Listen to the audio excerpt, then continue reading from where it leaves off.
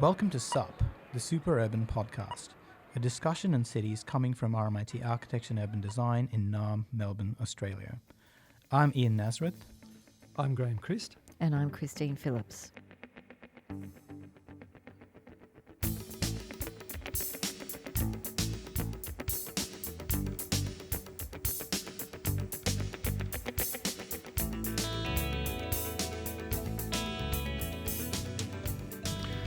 In the first of his theme lectures, Cities as Order, Conrad Hamann describes the impulse to emulate cities in the quest to establish order and authority, stability and clarity.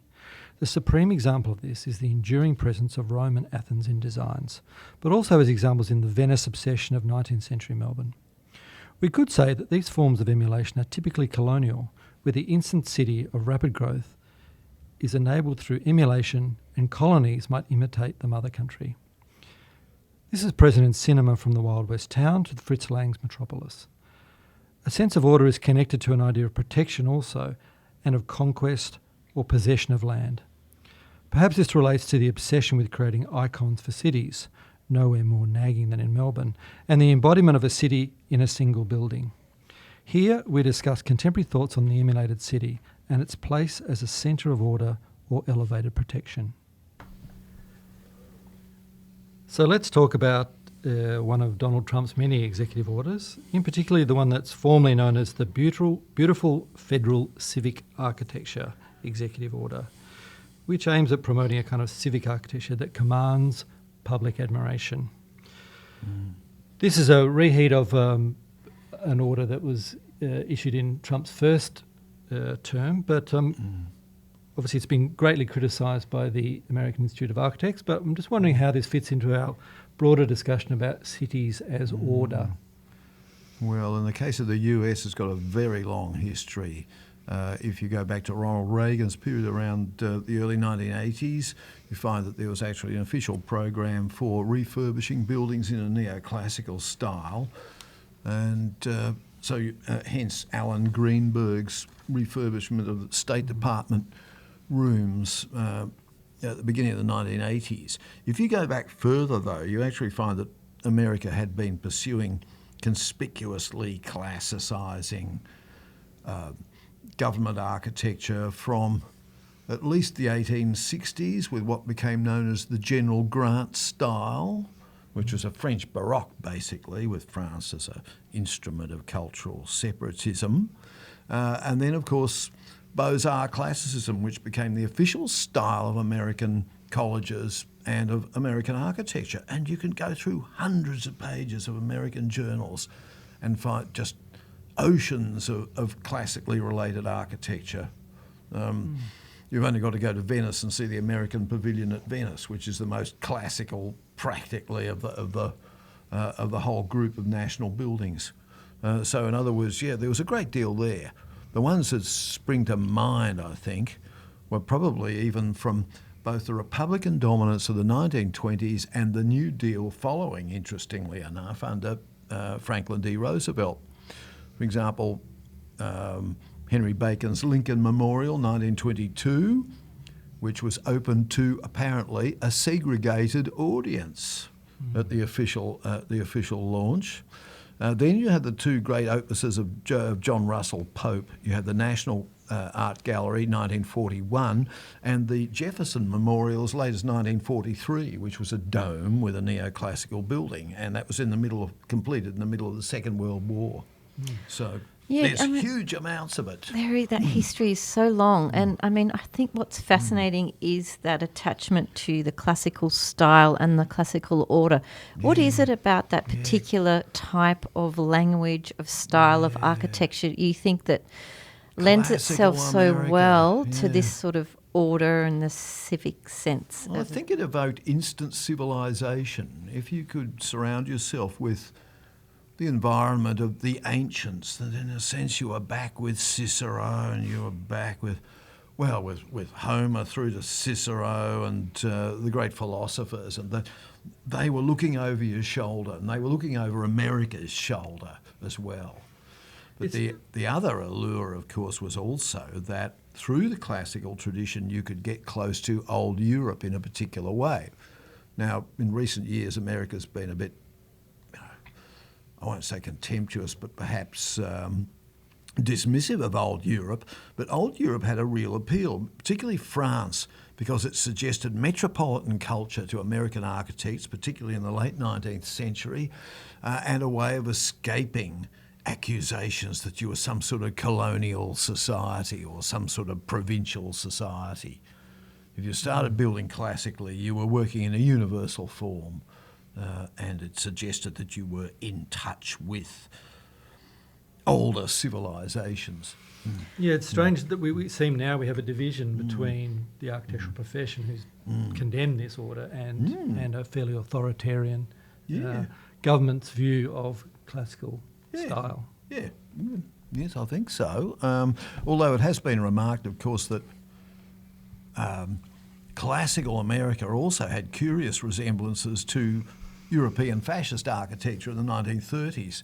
People often compare the US Treasury building, for example, with what might have been built for the German Air Travel Ministry in the early 1930s, or what might have been built at the Universal Rome Exposition in 1940. There are a lot of correspondence there.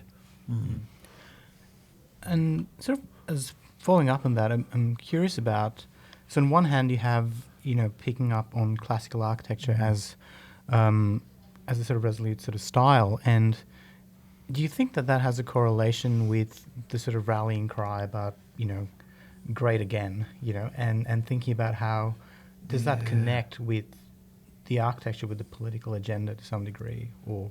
I suspect it does, because the thing that's always intrigued me about Make America Great Again is which America, and what does again mean exactly? Does it mean the classical buildings that were proclaimed for embassies in Dwight Eisenhower's period in the 1950s, which one would imagine would be a fairly widely agreed period of American greatness?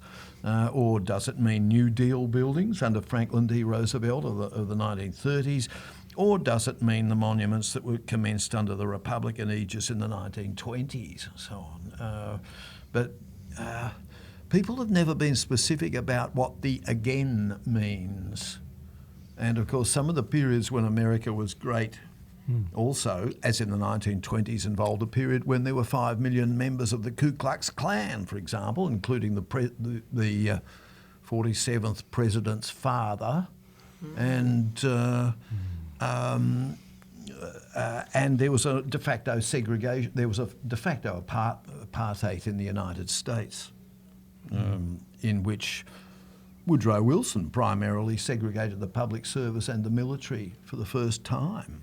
Actually, even after the Jim Crow era of the 1890s. This focus on the classical and the sort of new great order and the rest of it is not specific to America now, and I can't help thinking of Prince Charles in the UK and his pursuits. Can you speak a little bit about Prince that? Charles and the connection between Prince Charles and Poundbury under Leon Creer's direction. Yes. Leon Creer had begun as a Marxist rationalist architect in the early 1980s. That was still his status, but really by the time of Poundbury, he was constructing an elegant 18th century city as an appendage to the existing end of Dorchester, I think, in the central south of England. And when you actually look at Poundbury, it really looks like some sort of bizarre reconstructed classical town, doesn't it? Yes, it does. It has the aura of a reconstruction. And it's interesting because there are some connections also, of course, with new urbanism in the United States, with the beachfront cities that appeared in Florida and which were celebrated, I think, in the Truman Show. In the film The Truman Show. That's right. It's very eerie in that Truman Show-like. Should say to our very young listeners that when we refer to Prince Charles, of course, that's now King Charles. Yes, same King same Charles person. Thank you, Graham. Yeah. It's King Charles, but it was Prince Charles. Right, when he was doing his architectural thing. And there were architects who made quite a fortune there, like Quinlan Terry and there were a series of architects. I think there was Stuart Cohen and a number of others who began to produce directly classical buildings and to refurbish precincts, particularly in suburban London. So, and there had been a link established with Margaret Thatcher, under the aegis of Margaret Thatcher, that buildings like that were heavily associated with the Thatcher period in the 1980s. There's also, I'm also thinking about the Soviet Union and the rise of classical in that era as well. And that was far more thoroughgoing in its classicising, actually, than the rather strict classicism that you got both in Western European fascism and in the United States, and to some degree in Japan as well in the 1930s. Yeah, what can but you when you tell looked us at the about Soviet Union, you really got Corinthian columns, and you got the most elaborate and spectacular Baroque sculpture, particularly in the metro stations, progressively.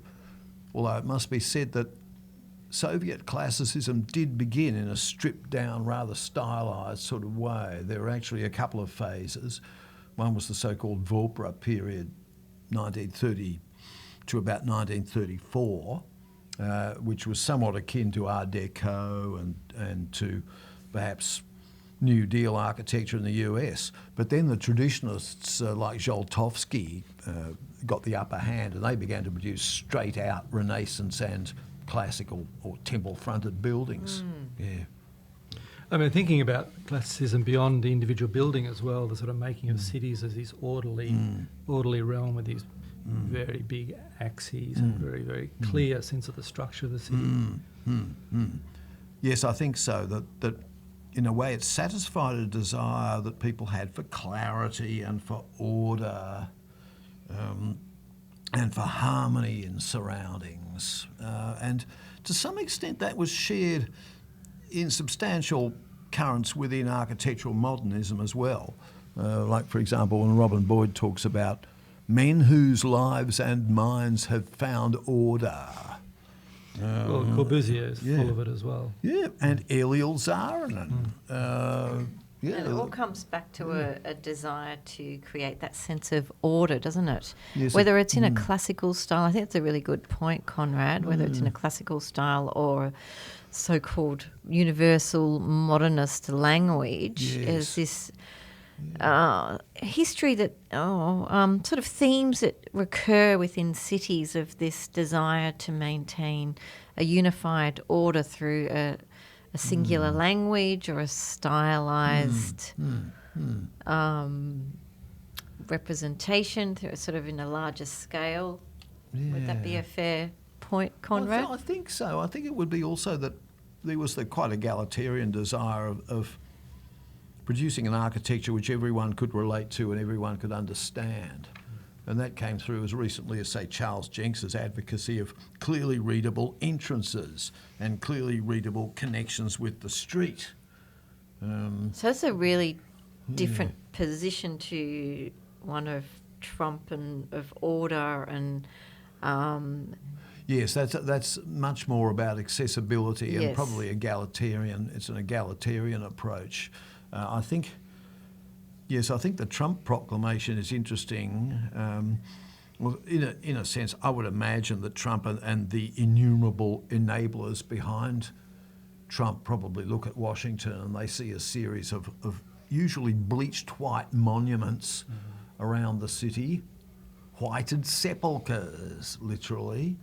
And I think to them that really conveys order, and it also conveys a certain greatness of America. I think the overtones with Dwight Eisenhower, for Democrats, Franklin D. Roosevelt, but for the Republicans, very much the territory of the Republican dominance in the 1920s. I think Warren Harding, Calvin Coolidge, Herbert Hoover, I think is very much there. And in America, when I was studying in America, there was a real sentiment that America had gone wrong at the end of that Republican era in the 1920s, and we needed to get back to that. And that meant anti-immigration. There was official legislation against immigration. There was isolationism from world politics in general. There was inbuilt racial discrimination of a quasi-apartheid, proto-apartheid system, really, which is known as Jim Crow in the United States. And there was a classically dominated culture. So in other words, those four elements almost could be seen as part of a unity, both a visual and a political unity. Mm.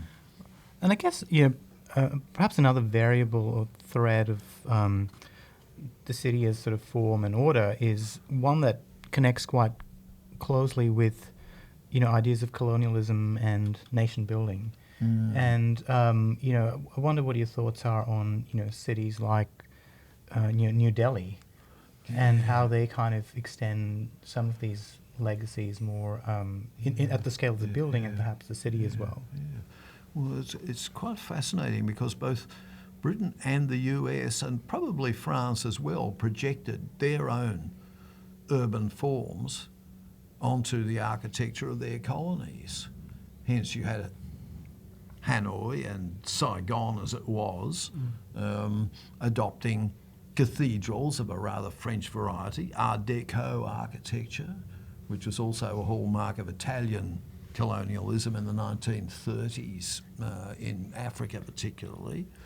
And the US set about reforming Metro Manila, Havana, and a series of cities. They got their greatest architects in, Ralph Adams Cram, Bertram Goodhue. They were all turned loose on these colonial capitals. To a significant degree, Honolulu as well, which was a quasi-colonial circumstance for the US. So the US's own empire coincided with the neoclassicism and classically derived forms you associate with the Beaux-Arts. And Lewis Mumford picked that up very much when he wrote his general accounts of American architecture, particularly the bleached white aspect of it as well, that the buildings were all gleaming white and pure wherever they were being applied in the United States. Britain's application is interesting as well, that you got, for example, in Canberra, you got a kind of a provincial colonial Parliament House in 1927 through John Smith Murdoch. But you also got Aldo Jergler coming in and reading the same thing and winning the competition in 1979 with what was really a kind of a reworked Lutyens' New Delhi image that was coming through. Right. New Delhi, imperial capital, Canberra, imperial capital. So what could be more logical?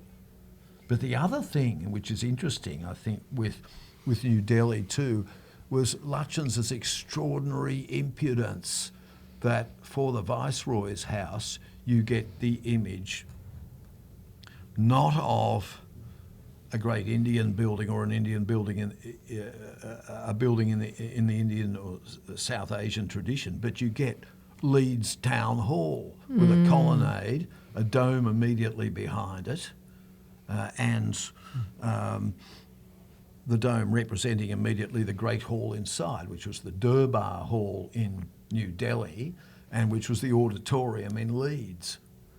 Of course, Australia had also got several Leeds Town Halls by then as well for Parliament buildings. Ask you about that, Conrad, because the New Delhi example with Lutyens as the main principal architect is such a clear representation of that colonial order played out architecturally. How do you think that plays out in the Australian colonial context, early colonial architecture? Was it as clear, or how would you describe that setting of the early Australian town and the city in relation to as a colony? I think there was a very rapid adaptation, primarily by architects based here, so that the Victorian Parliament went through at least three, Parliament building went through at least three incarnations before its present general form, which seems to have emerged around, Rowan Story argues it emerged around the 1870s from two at least preliminary designs in the 1850s, and that was Peter Kerr, who was based in Victorian Public Works Department, and he sought out the Leeds Town Hall correspondence, switched the order from Corinthian to Doric, planned a very similar lantern and dome, tower and dome above the central building, which was never built, but which you have to sort of imagine to sort of see that correspondence. And I think there was a real desire to take the directions of contemporary British legislatures and bring their majesty to bear on Australian circumstance. And this is interesting because in some ways Australian circumstance was actually significantly ahead of Britain, as for example with adult male suffrage, which was much more extensive in Australia, along with the secret ballot, than it was in Britain. Anthony Trollope's Palliser novels are full of references to both the limitations of property franchise and also the lack of a secret ballot, so that campaign was done by buying votes at pubs, basically.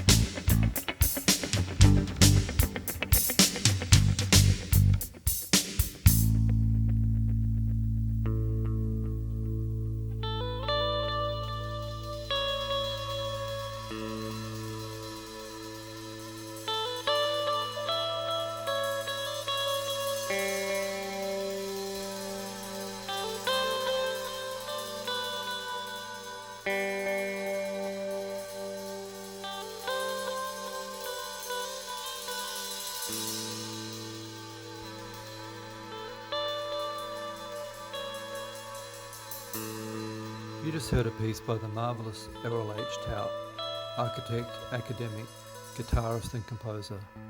That was The Sound of Swimming from that classic 1987 album of that name.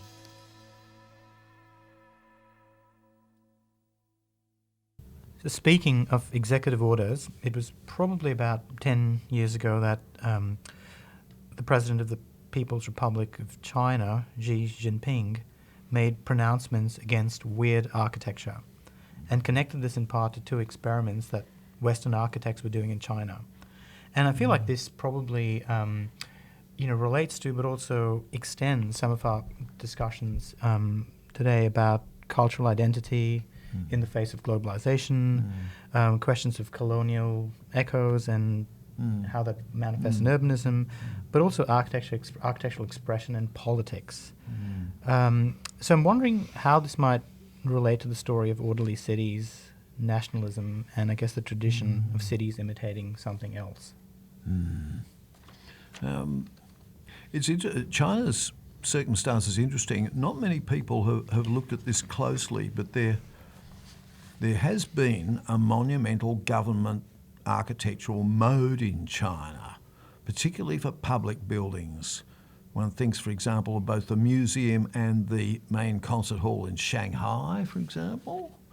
You think of, if you go to Xi'an to visit the Terracotta Warriors precincts, you find that the pavilions surrounding the Terracotta Warriors excavations, and for that matter, Xi'an's party headquarters, are very much part of a monumental Chinese style. It suggests masses of concrete, usually gridded surfaces, regular gridded surfaces that will measure off every component, every pavilion in a given building. And these large buildings, they weren't painted, they weren't multicoloured, they were a kind of pale grey, really. Curiously, not unlike the pale grey to white buildings of Washington, actually, which is a very interesting sort of correspondence. In terms of lineage, it probably relates to earlier Soviet-influenced architecture in China, and particularly the 10 great buildings that were prescribed for Beijing around it was part of the Great Leap Forward in the late 1950s, actually, which was involved at least one hotel, Beijing Railway Station, the People's Congress, and the National Museum. And I think it's affected components of Mao Zedong's tomb as well, directly on axis opposite the Forbidden City, which was an inheritor of that style. So in other words, yes, China has an existing monumental mode, and I think probably Xi Jinping is reacting against architects, so-called, coming in and doing spectacular and seemingly, to many sections, I would imagine, of the Chinese Communist Party, wayward architecture, particularly in a central business area of Beijing that was developing really through the 2000s and up to around about 2015, 2020, I think, really. There's a reaction against that. I mean, that was a time when many of the architects, as you call the very well-known international architects, were building a lot of huge buildings in China, and it was a space for them. I mean, these buildings had pretty big budgets. They seemed to be places where a lot of architects from all across the world could actually experiment, and it's no surprise that yes, there's been this rejection against this weird architecture. I'm curious to find out more about these gridded surfaces you mentioned, though. Can you tell us more about that? Yeah, because there hasn't been much writing on this in international architectural coverage. But I remember when going to China in 2016, I was particularly struck by this, and I thought that this is quite a distinctive monumental mode that was growing up. I don't know to what extent it marks countries outside of People's Republic. I think it's probably a distinctive phenomenon there, but you will find it in one large city after another that in fact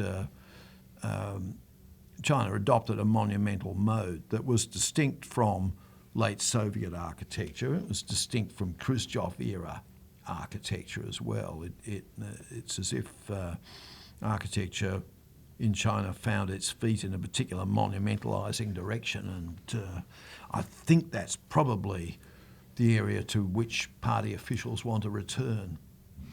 I mean, it does seem to be a common thread with all sorts of monumentalising tendencies, and that novel architecture equals chaos and disorder. I mean, I think the Trump executive order specifically mentions brutalism and deconstruction as things that are not permitted. Yeah, and it seems to somehow represent a kind of an unwanted chaos in the city.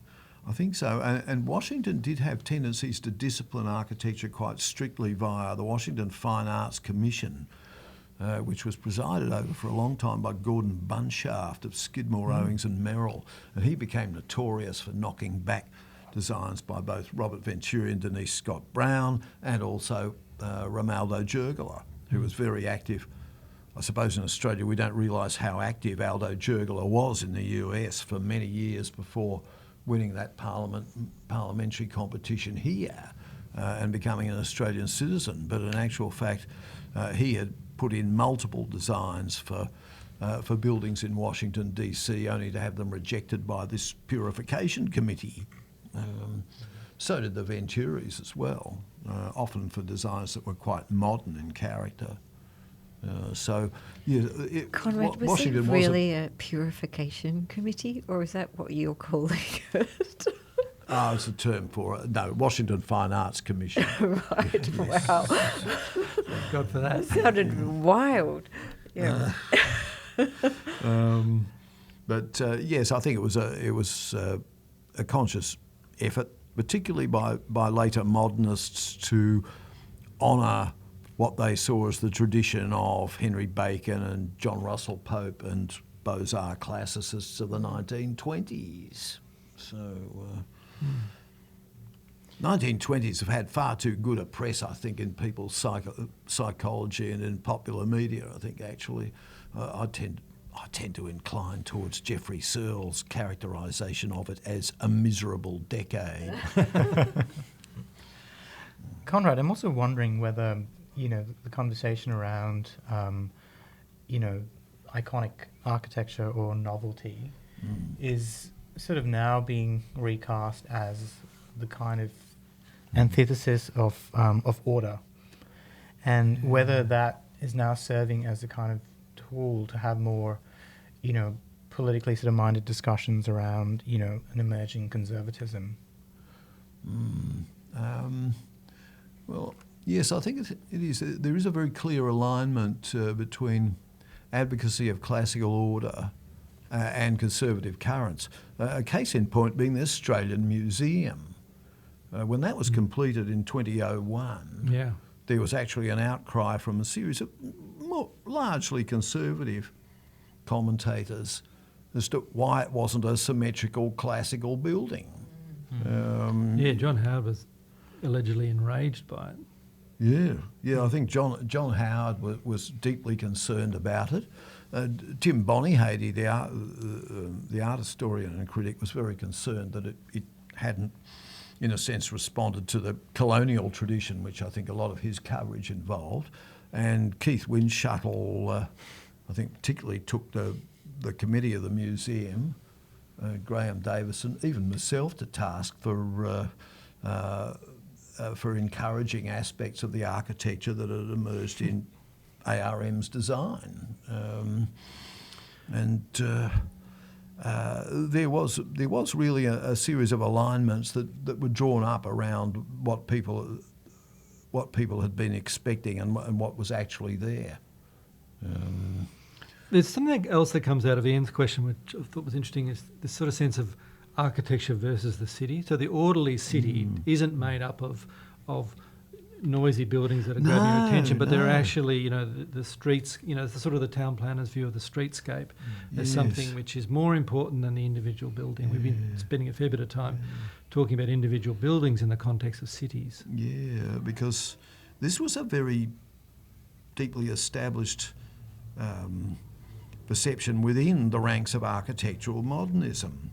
There was a perception that somehow modern buildings were going to be approximations of 18th century terrace housing in London, for example, particularly in terms of anonymity, industrial production and reproduced forms over and over, that they were going to guarantee a kind of a harmony and an order that you would associate with 18th century building or with Georgianism particularly.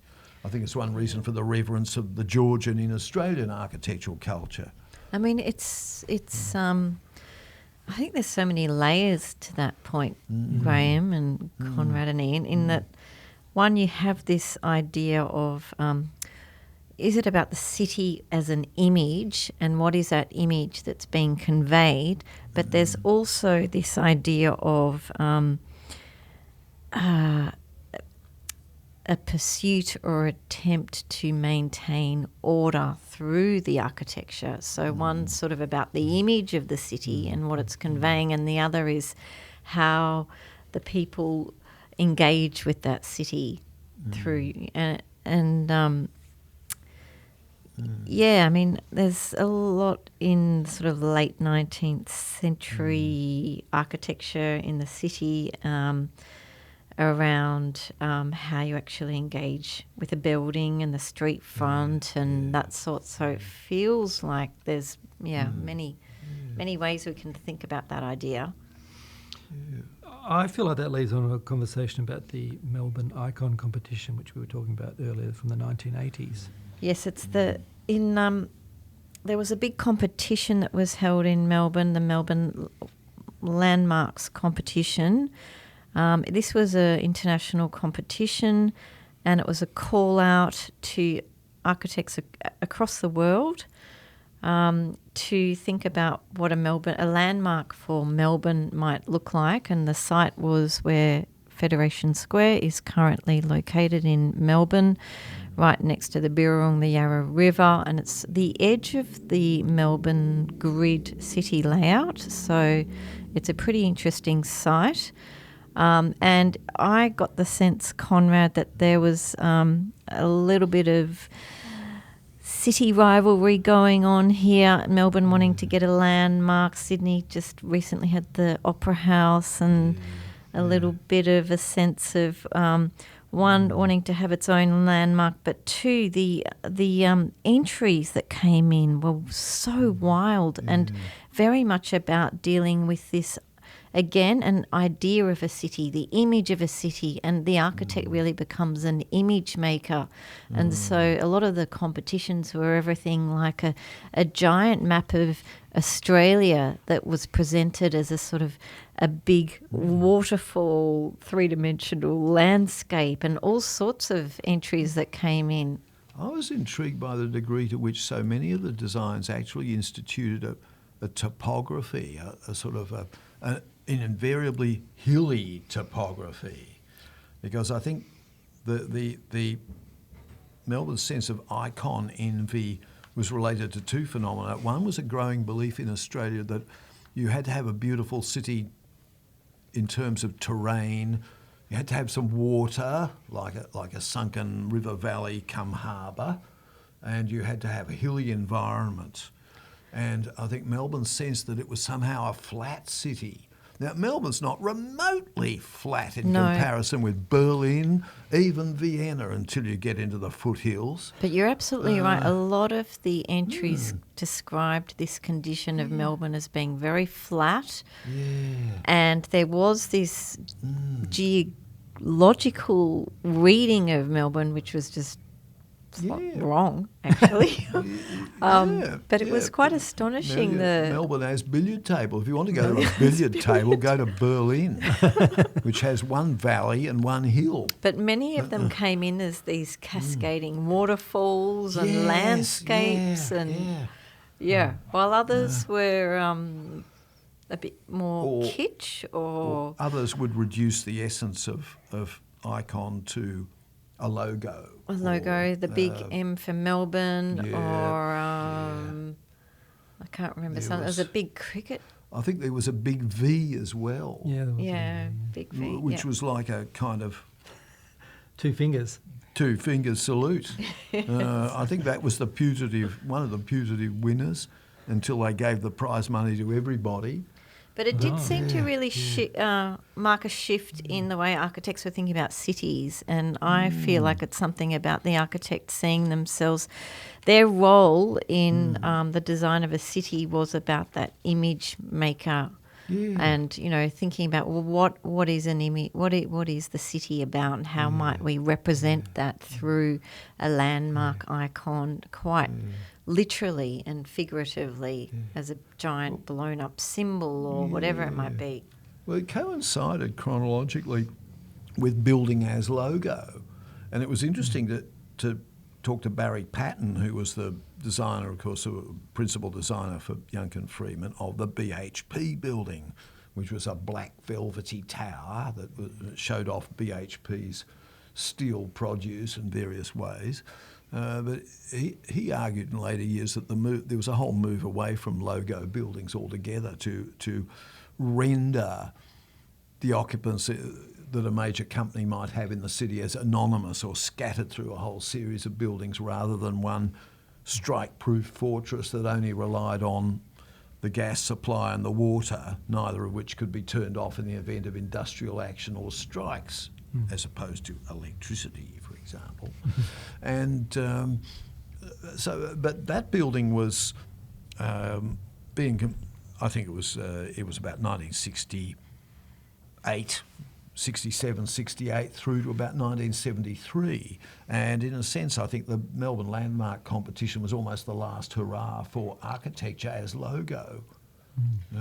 Well, I was wondering how it might relate to the emergence of postmodernism in architecture as well. Can you see any relationship? That's very interesting because so many of those designs were actually straining at expressing identity in ways that were beyond standard international style architecture. In other words, that you could use symbols, you could use icons, votive objects of various sorts to extend the expressive capacity of buildings much further than, say, the modern masters had done, or as architectural critics wanted to permit.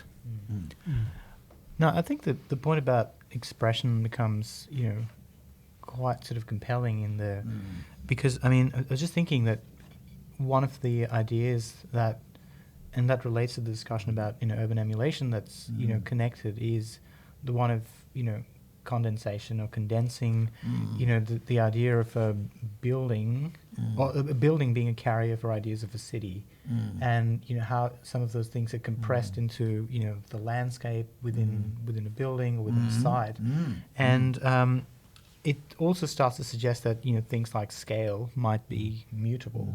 Yes. And I'm wondering how that sort of captured in the competition. Well, I think that the competition that was spring readily demand would probably be the Melbourne Gateway competition, which was ultimately won by Lab Architects, and so on, which is not so much the City Square competition of '76, but the basically roofing over the Jollymont rail yards in at the end of the 1990s. And there you got streets, you got undulations and artificial topography once again, an undulating red centre almost, composed of the bricks and the coloration of the paved the stone areas. came from the Kimberley, didn't it? Yeah. I think so. I think so, from WA. Yeah. So we're talking about on the same site, but the Federation Square competition that came about in Melbourne, another international competition, which attracted a few international entries, but mostly Australian. But you're right, that prompted another review from architects of the nature of the city. What is the city? What is the role of the architect in the city? And I think because that's such an interesting site, being at the edge of the grid, a lot of the entries actually dealt with the idea of the grid in the language. I remember Kim Halleck put in an entry where, if I can recall, the Melbourne grid was also expressed on the facade of the building. So it was this idea, if you've got a site that's next to a grid, how do you deal with it at that edge? Does the grid extend? Is it expressed through the architecture on the facades? Do you disrupt the grid as the winning entry did in its very deconstructivist order of things from lab architecture, where, you do get a very different kind of navigation through the site. It's almost like a mini city that's almost anti-grid. Multiple buildings and dispersed in a floating pattern that defies the grid. Yeah, well, I remember a sense in the original brief that site wasn't really the city, and so disrupting the grid would seem natural because it was sort of part of the process of running down to the river rather than continuing the grid.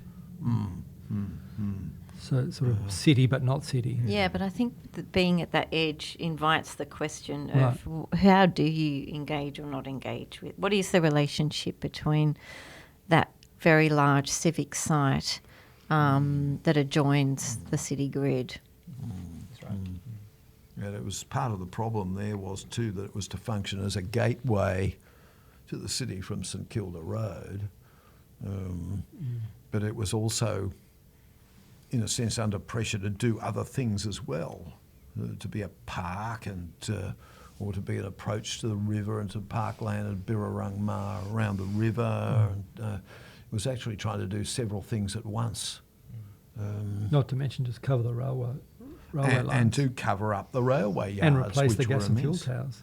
Yep, that's right, which were thought to be, by many, to be the worst buildings in Melbourne. Personally, I thought there were many more worse ones, like the Age building, I think was magnificent in its horror, and the Cromwell building, which few remember, which is opposite the GPO on the other side of Elizabeth Street, which was once again in new brick funereal umber brick colour with black powder-coated window frames. And but I would have thought that both the Age building, the Age Newsday building as it was called originally of 1966-68, and the Cromwell building was so magnificent that they really actually put gas and fuel. They make gas and fuel look really quite a conscientiously urbanist building, really, by comparison. Maybe a way to almost wrap up this conversation is to have a chat about Canberra. If we're talking about a city as symbolising something, I mean, the capital, it's a quirky example of a capital, perhaps a really interestingly quirky one. And maybe it's sort of outside of the history of Australian cities in many ways, but also somehow a supremely Australian city. What are your thoughts on that? Yes. Well, Robin Boyd characterised it as the suburban capital, arguing that after Walter Burley Griffin had been eased out of control of its early development, that basically it was handed over to planners who were primarily interested in just fulfilling the Garden City legacy and producing tree-lined suburbs. And so it became a collection of tree-lined suburbs. It wasn't really till after World War II that it realigned itself as a Cold War city and began to acquire all these white monuments that clearly aspired to a Washington condition. The National Library, the Defence Ministry, one thinks of. Ultimately, the new Parliament, I think, really, is another neoclassical building or strongly classicising building. Although it has, I mean, that's selling Jurgler short as an architect, because I think there were many quite beautiful aspects in that building besides. And to some extent there was one clearly monumental building that was a legacy in Canberra, and that was the National War Memorial, which was about mid-1920s, about 1926 to 1940, which was there as a source beforehand. And that too was American in origin and shaping. I mean, it feels like there's enough kind of open-endedness in even the conception of the city that these various strands seem to coexist, like in a lot of cities. One of the most interesting was the intense urban development around Canberra's edges. Once Lord Holford and Sir John Overall and leading figures in the National Capital Development Commission had produced these sort of highly aerial and British New Town influenced huge fringe areas, there then came a sudden increase in density and sense of urban precinct via brute concrete that you get in Belconnen and in areas around about, such as so-called Swinger Hill and other such. And you get great government offices being built, particularly John Andrews's Cameron offices at Belconnen, and I think also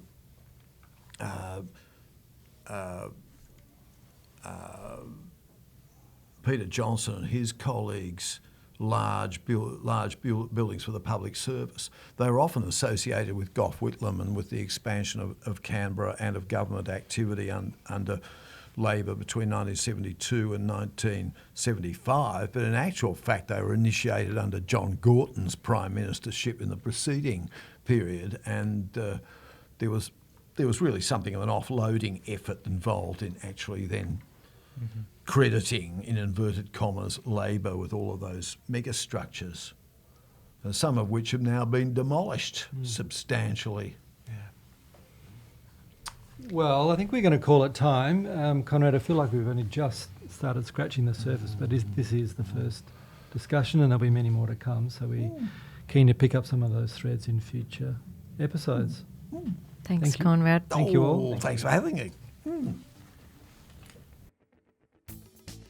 You're hearing us thanks to the generous support of the Alistair Swain Foundation and the RMIT University School of Architecture and Urban Design.